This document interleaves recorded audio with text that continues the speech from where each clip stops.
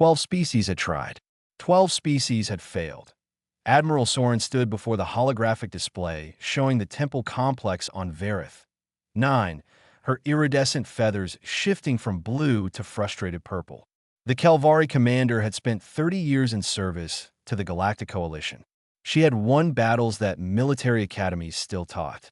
But this situation was making her feel like a fresh recruit on her first assignment.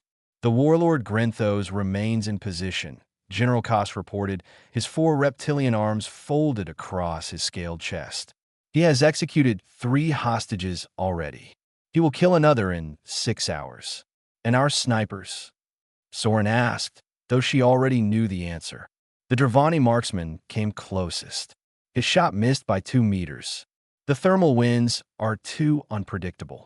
Our targeting computers cannot calculate the variables fast enough. Soren looked at the data. The shot was 2,100 meters through a mountain valley where hot air rose from volcanic vents below and cold air pushed down from snow-capped peaks above. The winds changed direction every few seconds. No pattern. No prediction. Pure chaos. What about the humans? Someone asked. Ambassador Rayla Harris, the human diplomatic liaison, looked up from her tablet. She was a small woman in her 40s with gray streaks in her dark hair and calm eyes that had seen decades of difficult negotiations. I can contact Earth Command, she said carefully. But I should warn you, our best military snipers are currently deployed on 3 separate operations. Getting one here could take weeks. We have hours, Soren said. Harris nodded slowly. Then let me make a different kind of call. She stepped away and spoke quietly into her communication device. The conversation lasted several minutes. When she returned, her expression was difficult to read. Earth is sending someone, she said. He can arrive within 16 hours. A military sniper? General Koss asked. No. The word hung in the air like smoke. Explain, Soren demanded. His name is Dale Hutchins. He is 58 years old. He retired 3 years ago from his work as an electrician in a region called Montana. He has no military service record. General Koss made a sound that might have been a laugh or a growl. You are sending us a retired worker? To make a shot that our finest marksman cannot. I am sending you a hunter, Harris replied. Dale Hutchins has been shooting since he was 8 years old. 50 years of experience. He has won 17 regional competitions. He hunts elk in mountain terrain similar to Varith 9. Competitions, Soren repeated. Games. You're sending us a man who plays games. Harris met the Admiral's golden eyes without flinching. Where I come from, Admiral, we do not play at hunting. The mountains kill the unprepared. The cold kills the slow. The prey kills the careless. Dale Hutchins has survived 50 winters in those mountains. He has made shots in conditions that would crash your targeting computers. But he is not military. No, he is something your coalition has never encountered.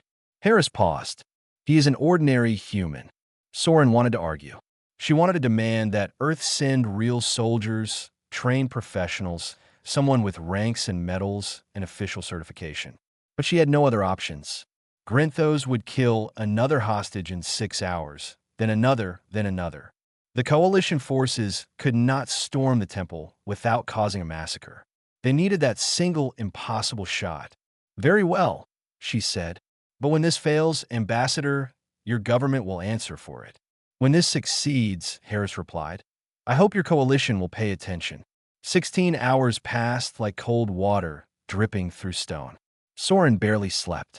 She reviewed the mission data over and over, watching the wind patterns shift and swirl, watching her computers declare the shot impossible with 99.7% certainty. When the human transport shuttle finally docked, she made herself go to the hangar bay. She owed the humans that much respect, even if they were wasting everyone's time. The shuttle doors opened. Soren had expected something. She was not sure what. Perhaps a grizzled warrior hiding beneath civilian clothes. Perhaps advanced equipment disguised as simple tools. Perhaps some trick, some secret technology that humans were hiding from the coalition. What she got was an old man in a faded plaid shirt. Dale Hutchins walked down the ramp, carrying a black rifle case covered in colorful stickers. His gray hair was thin on top. His face was weathered like old leather left in the sun.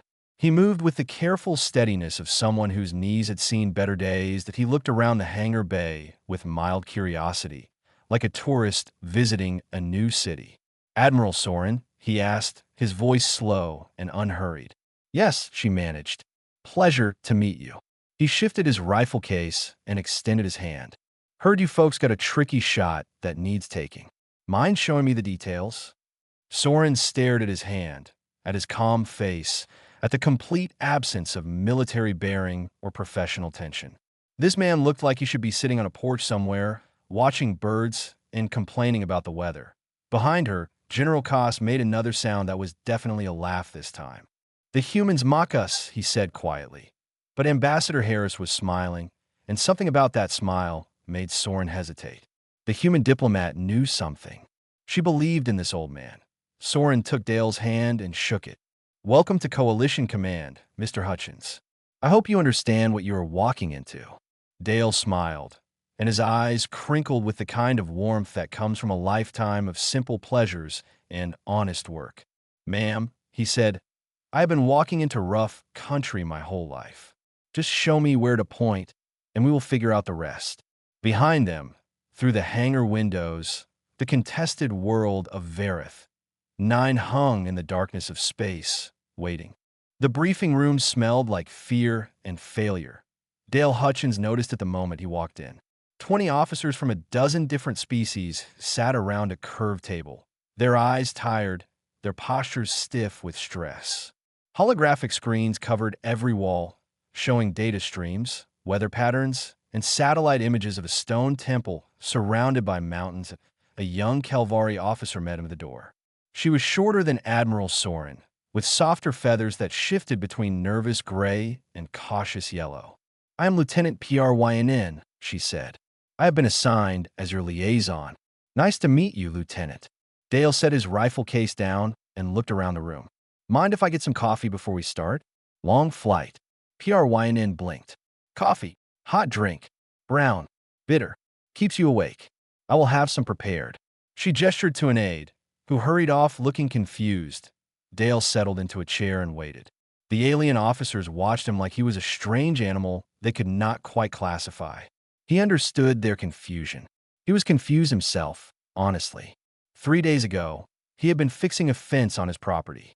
Now he was on a space station surrounded by creatures from other worlds, preparing to take the most important shot of his life. His granddaughter had laughed when he told her. "Grandpa going to space," she had said, like it was the funniest thing in the world. He missed her already. "Mr. Hutchins," Admiral Soren said, stepping to the front of the room.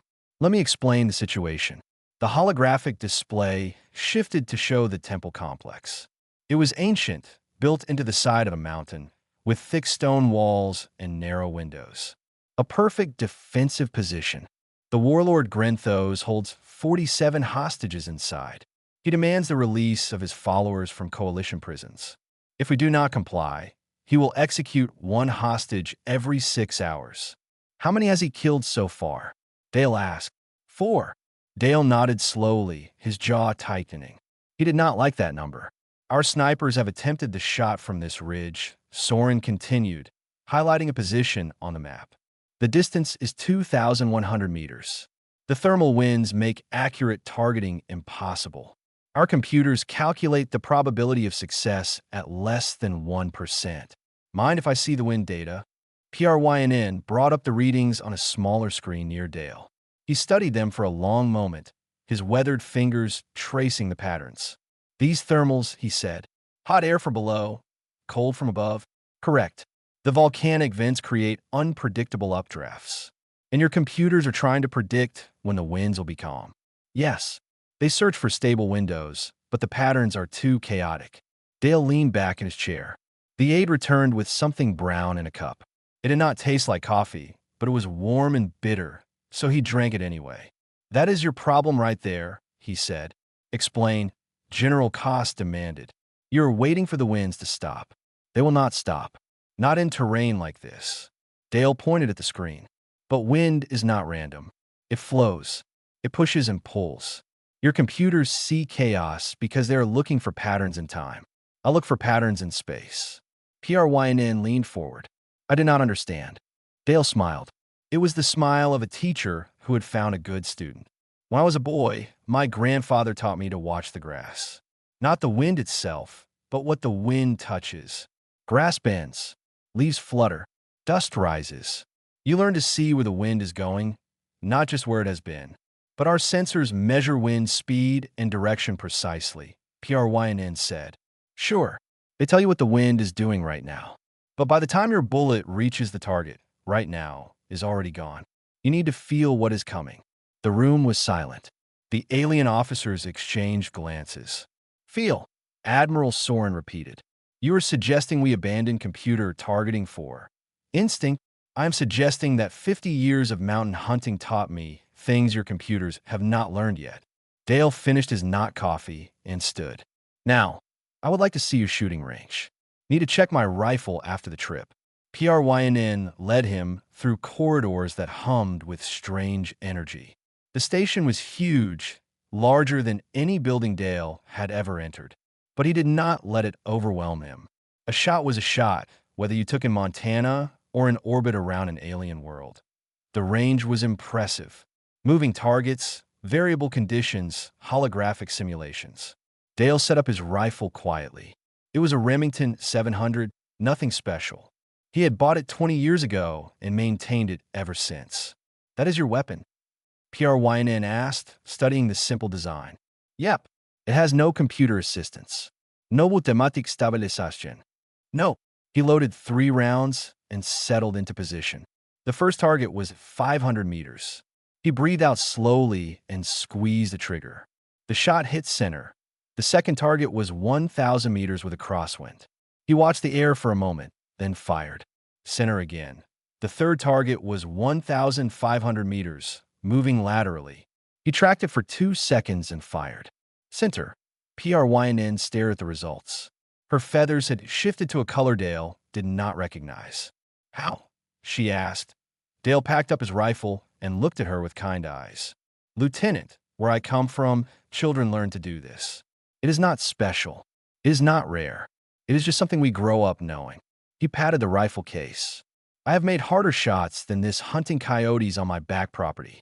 In the observation booth above, Admiral Soren watched the replay of Dale's performance. Her feathers had gone very, very pale. General Koss had spent 40 years studying weapons. He had mastered 14 combat systems. He had trained warriors from 6 different worlds. But he had never seen anything like the old human on the firing range. Run the simulation again, he ordered. The range technicians obeyed. The holographic environment shifted to create a sandstorm. Visibility dropped to almost nothing. Wind speeds became random and violent. Dale Hutchins waited. He watched the swirling dust with half-closed eyes. Then, without any apparent calculation, he raised his rifle and fired. The target, invisible to everyone else, registered a direct hit. How is this possible? Koss demanded.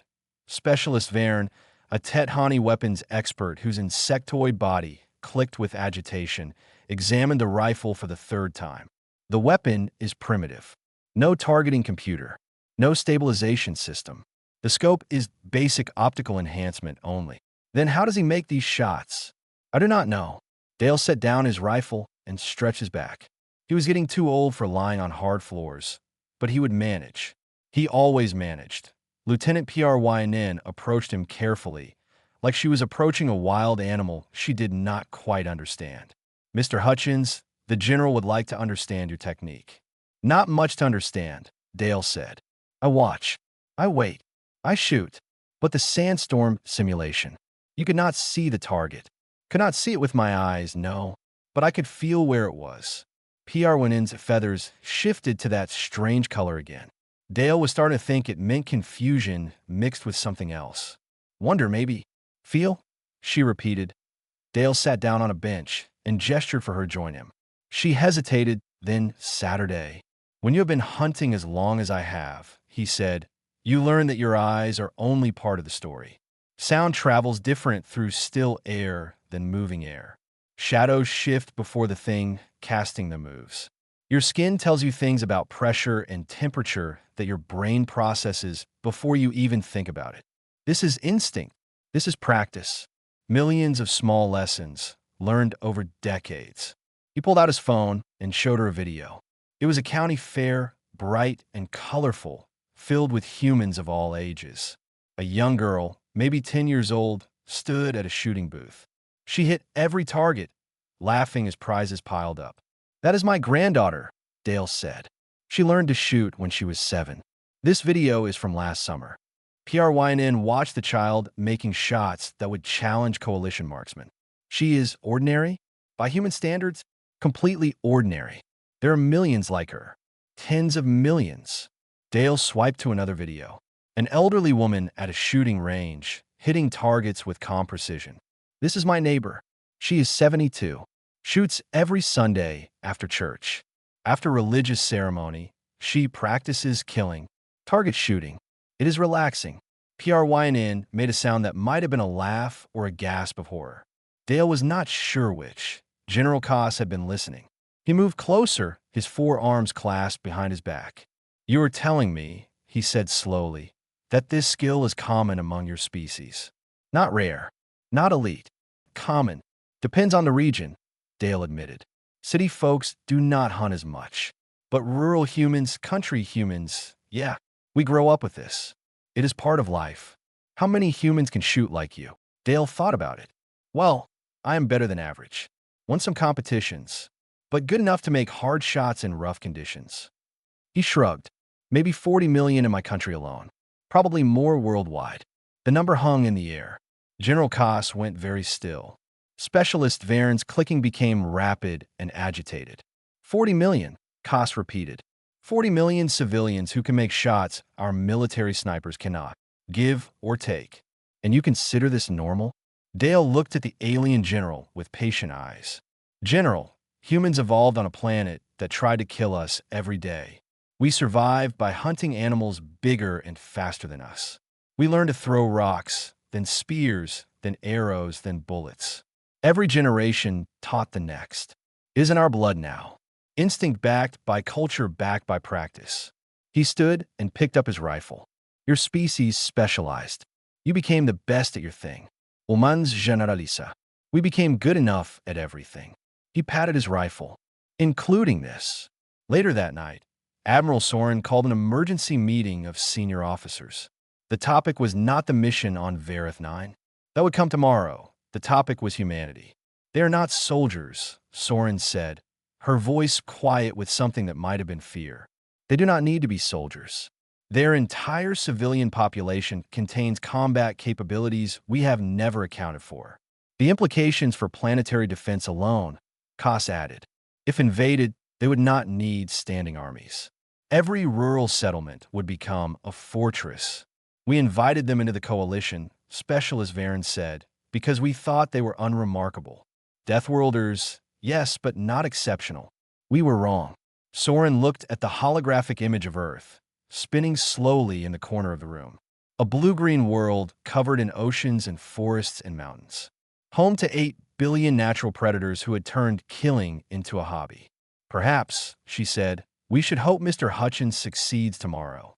Because if he fails, we will need to rethink everything we know about our newest allies."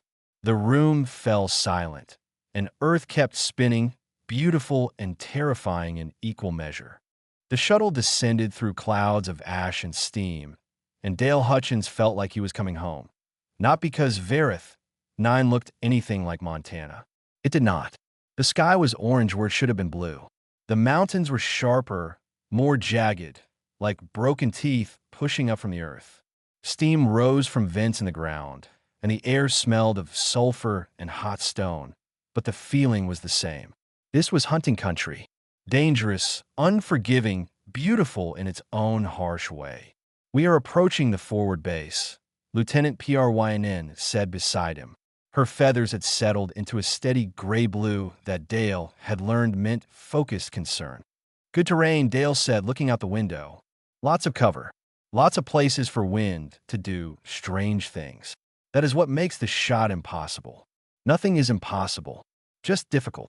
The base was small, hidden in a rocky canyon 3 kilometers from the temple. Coalition soldiers from half a dozen species worked in efficient silence, preparing equipment and monitoring sensors. They all stopped to stare when Dale walked off the shuttle in his flannel shirt and worn boots. A human military officer met them at the landing pad. He was younger than Dale, maybe mid-30s, with the crisp posture of someone who had spent years taking orders. "Captain Bellamy," he said, saluting. "Earth Command sent me to observe." "Observe what?" Dale asked. "You, sir.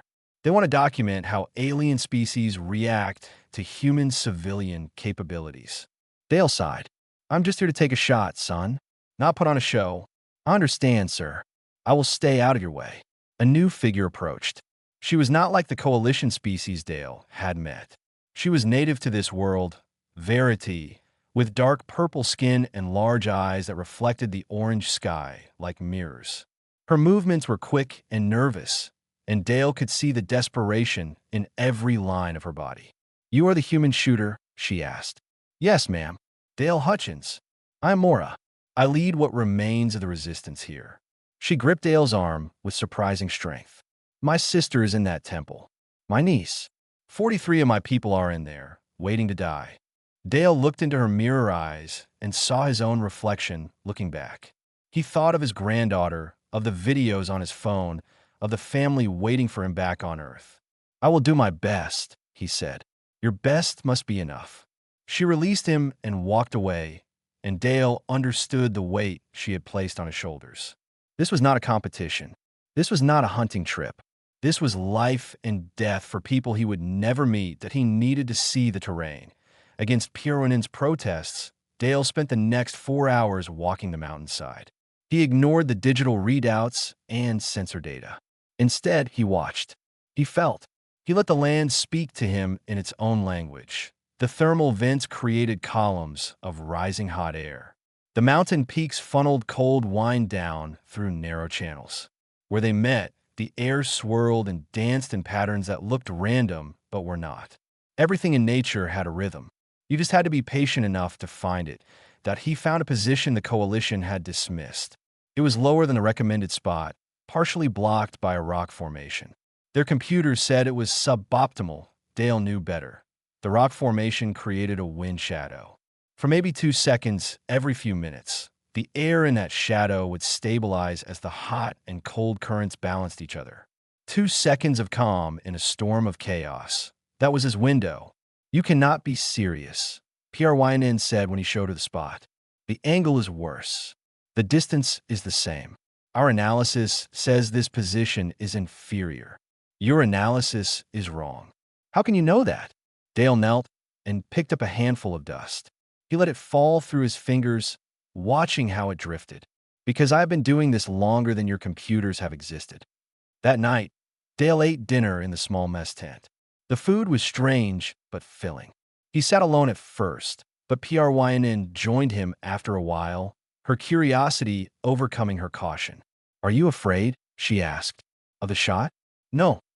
"Of failure?" Dale set down his fork. "I have failed before. Missed shots I should have made. Lost animals I was tracking. That is part of hunting. You learn from it and try again. But if you fail tomorrow, people die. People are dying anyway. Grinthos killed another hostage 2 hours ago."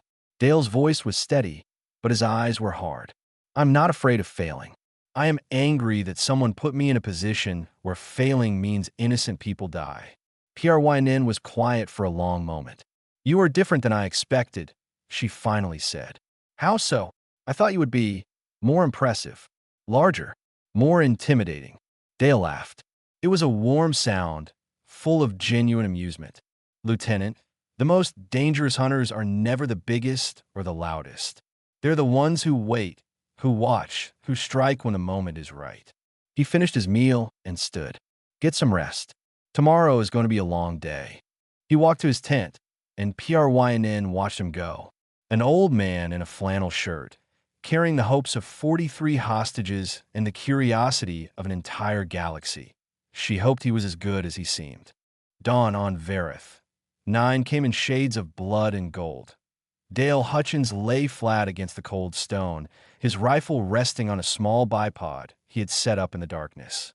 Beside him, Lieutenant Prynin watched through a borrowed scope, her feathers pulled tight against her body in the chill morning air. Point 2, 100 meters away, the temple sat like a dark wound on the mountainside. Coalition forces are in position, Prynin whispered. Admiral Soren is watching via satellite. 12 species are holding their breath. Tell them to breathe, Dale said. This might take a while. He had been watching the wind since before sunrise. The thermal patterns were worse than yesterday. The volcanic vents below were more active, pumping hot air into the valley. The cold mountain winds were pushing harder from above.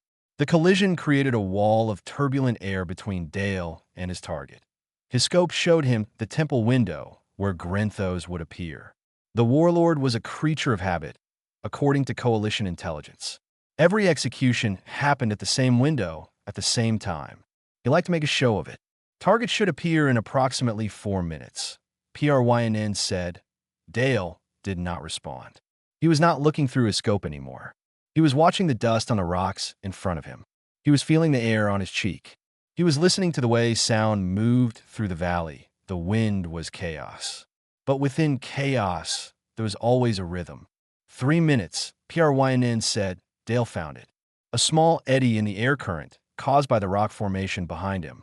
Every 30 seconds or so, the hot and cold winds would briefly cancel each other out, creating a tunnel of still air that lasted maybe 2 seconds. During those 2 seconds, his bullet could fly straight and true. The next window would come in about 20 seconds. Then another 30 seconds after that. He needed the window to align with Grenthos appearing in the temple. Math. Physics. Luck. Or something deeper than all three. 2 minutes, Prynin said. Her voice was tight. Dale breathed slowly. In through his nose, out through his mouth. His heartbeat was steady, about 60 beats per minute. He had learned to control it decades ago, hunting elk in winter storms when even a slight tremor could mean the difference between a clean kill and a wounded animal suffering for hours. 1 minute. Target should be visible soon. Dale settled into the rifle. His finger rested beside the trigger, not on it. Not yet. 30 seconds. Through his scope, he saw movement in the temple window. A figure stepping forward. Large, dark, holding something that might have been a weapon. Grenthos, behind the warlord, Dale could see hostages. Purple-skinned Verity, huddled together, their mirror eyes wide with terror. Target is visible, Prynin breathed. Dale watched the dust. Not yet. The wind was still wrong. He is raising his weapon. He is going to execute another hostage. Not yet. Hutchins. The shot. Take the shot. Dale felt it. The wind shifted. The hot air and cold air met and held each other in perfect balance. The tunnel opened. He exhaled slowly, letting half the air leave his lungs. His finger moved to the trigger. He did not aim. He did not calculate. He simply knew where the bullet needed to go. The way he knew where his hand was without looking at it, he squeezed. The rifle kicked against his shoulder. The sound echoed across the valley. The bullet flew through 2,100 meters of alien air, through the tunnel of stillness that existed for 2 seconds, and then was gone. It struck Grenthos exactly between the eyes. The warlord dropped. Through the scope, Dale watched the body fall. The weapon clattered to the floor. The hostages screamed, but it was the scream of shock, not pain. Target down, Prynin said, her voice cracking. Target is down. Coalition forces are moving. Dale lowered his rifle and let out the breath he had been holding in orbit. Admiral Soren watched the drone feed with her golden eyes wide. Beside her, General Koss had all 4 arms pressed against the display console, as if he needed support to stand. How? Soren whispered. Our computers said the wind conditions were worse than ever. The probability of that shot was less than 0.5%. He did not use our computers, Koss said quietly on the ground. Coalition soldiers stormed the temple. Grenthos's followers, shocked by the impossible death of their leader, surrendered within minutes. The hostages were freed, crying and embracing their rescuers. Mora found her sister and niece. She held them so tight that Dale could see it through his scope, even at that distance. 3 purple figures wrapped around each other, alive when they should have been dead. Dale started packing up his rifle. PRYNN was shaking. Her feathers had turned a color he had never seen before, something between pure white and brilliant gold. "How did you know?" she asked. "How did you know the wind would shift at that exact moment?" Dale looked at her with kind, tired eyes. "I do not know," he said. "I felt it. Same way I feel when a storm is coming back home. Same way I feel when an elk is about to move from cover." He finished securing his rifle case and stood, his old knees protesting. Computers tell you what is. Experience tells you what is about to be. Through the comm unit, Admiral Soren's voice came through, quiet and humbled. "Mr. Hutchins, on behalf of the Coalition, thank you." Dale picked up his rifle case and started walking back to base. "Just doing what needed doing, ma'am. Now, if it is all the same to you, I would like to go home. My grandkids are waiting." 1 week later, Dale Hutchins sat in a waiting room that probably cost more to build than his entire house back home. The Coalition Command Station had a special wing for honored guests. Crystal floors, walls that shifted color with your mood, chairs that adjusted themselves to fit any body type. Dale sat in one of those chairs, wearing the same flannel shirt he had worn during the mission, and wished he was anywhere else. "The Admiral will see you now," an aide said. Dale followed them through corridors that seemed to go on forever. Every species he passed stopped to look at him. Some bowed, some saluted, some just stared with expressions he could not read that he was not used to being famous. He did not like it. Admiral Soren waited in her private office. It was simpler than Dale had expected, with actual windows looking out at the stars instead of holographic displays. She stood when he entered, her iridescent feathers shifting through shades of deep blue and purple. "Mr. Hutchins, please sit." He sat. She sat across from him. "The Coalition wishes to honor you," she began. "We have prepared medals, commendations, a substantial financial reward. We would also like to offer you a position as a training consultant for our marksman programs." Dale held up his hand. "Ma'am, I appreciate all that. I really do. But I did not come here for medals or money." "Then what did you come for?" "Because folks needed help, and I could help them." He shrugged. "Same reason I would help a neighbor fix their roof or pull their truck out of a ditch. You do not do good things for rewards. You do them because they need doing." Soren was quiet for a long moment. Her feathers shifted to something softer, more thoughtful. "I've been trying to understand your species," she said. "Ever since you arrived. Ever since you made that shot. What is there to understand?" "Everything." She stood and walked to the window, looking out at the stars. "The Coalition has existed for 3,000 years. We have cataloged over 400 sentient species. Each one specializes. The Dravani are warriors. The Tethani are engineers. The Kelvari are diplomats and commanders. We each found our place in the galaxy by being the best at one thing." "Sound efficient," Dale said. "It is. It works." She turned to face him. "And then we encountered humanity. A species that refuses to specialize. A species where a retired worker can outshoot our finest marksmen. Where children learn combat skills for fun. Where any individual might be dangerous in any situation." "We are not dangerous," Dale said. "Well, not to our friends anyway. That is what makes you terrifying, Mr. Hutchins." She moved back to her chair. "You are friendly. You are kind. You help strangers without expecting reward. But underneath that kindness is a predator species that has been hunting since before recorded history." Dale thought about that. He thought about his grandfather teaching him to shoot, about tracking elk through winter storms, about the deep, patient hunger that came from 10,000 generations of survival. "I suppose that is true," he admitted. "We do not think about it much. It is just who we are, and that is what I'm trying to understand." Soren leaned forward. "What does humanity want from the Coalition? You could be conquerors. You could be kings. With capabilities like yours spread across your entire population, no species could stand against you." Dale laughed. It was a genuine laugh, full of warmth. "Ma'am, we do not want to conquer anyone. We just want friends." He met her golden eyes. "Humans are social creatures. We spent thousands of years on our little planet, alone in the universe, wondering if anyone else was out there. Now we know there is. The last thing we want to do is mess that up." Soren studied him for a long moment. Then, slowly, Her feathers shifted to a color Dale had not seen before. Warm gold mixed with soft pink. "I believe you," she said. "I do not fully understand you, but I believe you." 3 days later, Dale's shuttle descended through Earth's atmosphere. He watched through the window as blue oceans and green forests came into view. Home. His home. The most beautiful planet in the galaxy, no matter what anyone else thought. His daughter was waiting at the spaceport. His grandchildren ran to him, wrapping their arms around his legs, laughing and talking over each other about everything he had missed. "Grandpa, did you really shoot a bad guy on another planet? Grandpa, did you meet real aliens? Grandpa, can you teach me to shoot like you?"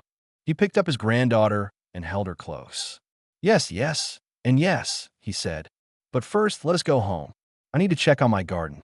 That evening, in the fading light of a Montana sunset, Dale took his grandchildren out to the backfield. He showed them how to hold a rifle, how to breathe, how to watch the wind by looking at the grass. His granddaughter made her first shot at 50 meters. It was not perfect, but it was good. "How did I do?" she asked. "You did great, sweetheart. Keep practicing, and one day you will be better than me, better than the best shooter in the galaxy." Dale smiled. "I'm not the best shooter in the galaxy. I'm just a man who learned how to wait for the right moment." Above them, hidden in the darkening sky, a coalition observation satellite watched and recorded. Somewhere in a database on a distant station, another file was added to humanity's growing profile. Species classification: uncertain. Threat level: unknown. Recommendation: maintain friendship at all costs. Dale did not know about the satellite. He did not care. He had his family, his home, and the smell of pine trees in the mountain air. That was enough. That had always been enough.